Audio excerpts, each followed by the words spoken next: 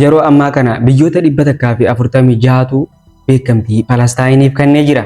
Walgahii dhaabbanni mootummoota gamtoomanii yaameen yeroo sadii ol miseensonni dhaabbatichaa parsantiin 75 Palestaayin akka bulchiinsa tokkootti akka of dandeessee of bulchitu sagalee kennaa turan. Irra caalaan Afrikaa, Eeshiyaa, Laatiin Ameerikaa fi Middle East faadha. Walgahii dhaabbanni biyyoota gamtoomanii yaame irratti biyyoota kamtuu sagalee Palestaayin akka biyya taatee hundeeffamtu kennee fi kamtuu hin kennineef.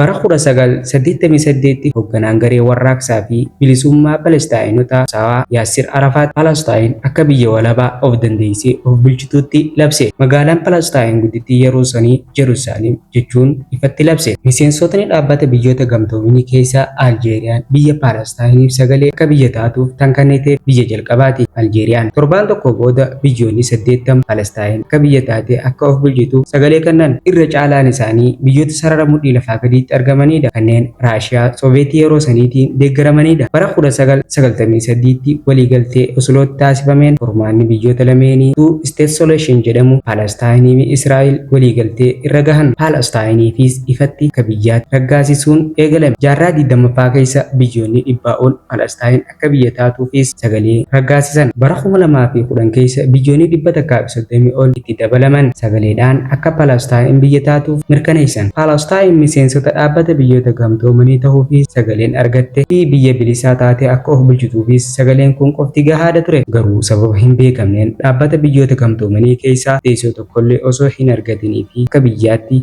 dhaabbata biyyoota gamtoomanii irraa beekamtiin hin kennamnee fi moggaatti dhiibamte. Bara 2012 keessa dhaabbanni mootummoota biyyoota gamtoomanii Palestaayin miseensa yeroo yookaan dhaabbataa hin taane jechuun beekamtii kenneef. Alaabaa Palestaayinis yeroo kana itti fayyadamuu eegalan. Erga Israa'el bara 2023tti Gazaatti weerara eegaltee booda namoonni Palestaayin deeggaran haala nama ajaa'ibuun addunyaa guutuurraa babal'achaa dhufan.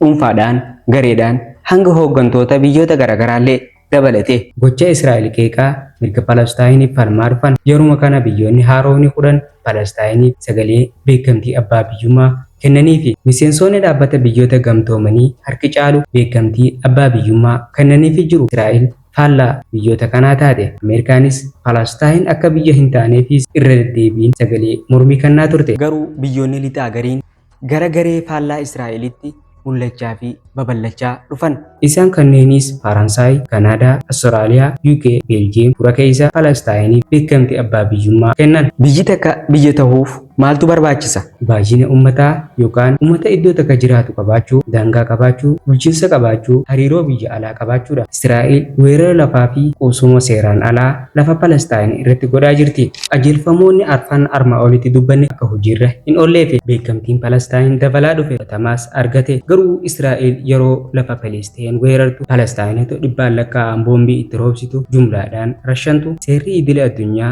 cabsitutti dhaabbanni mootummoota gamtoomanii lubbuu namaa baatuufis yookaan baraaruuf homaa gochuu hin dandeenye. Waraana Gazaa keessatti deemaa jirus Israa'el dhaabuuf fedha hin qabdu. Mee biyyi takka mana marii dhaabbata biyyoota gamtoomaniin sagalee hagam yoo argatte biyya taatee hundeeffamuu dandeessi?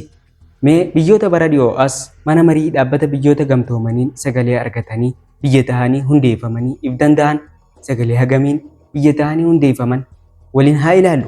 Biyyittii Saayipras miseensota mana marii dhaabbata biyyoota gamtoomanii 193 keessaa sagalee takka qofa argachuudhaan biyya taatee hundeeffamte. Abgaaziyaanii fi Taayiwaan sagalee miseensota mana marii 193 keessaa sagalee 5 qofa argachuudhaan biyya tahanii hundeeffaman. Westi Saharaan 46, Kozovoon 100 argachuudhaan biyya walabaa tahanii hundeeffaman. Palestaayin mana marii dhaabbata biyyoota gamtoomanii keessaa sagalee 146 argatte. Garuu biyya walabaa taatee hin hundeeffamne. Mana marii keessaa teessoo hin arganne. Maaliif?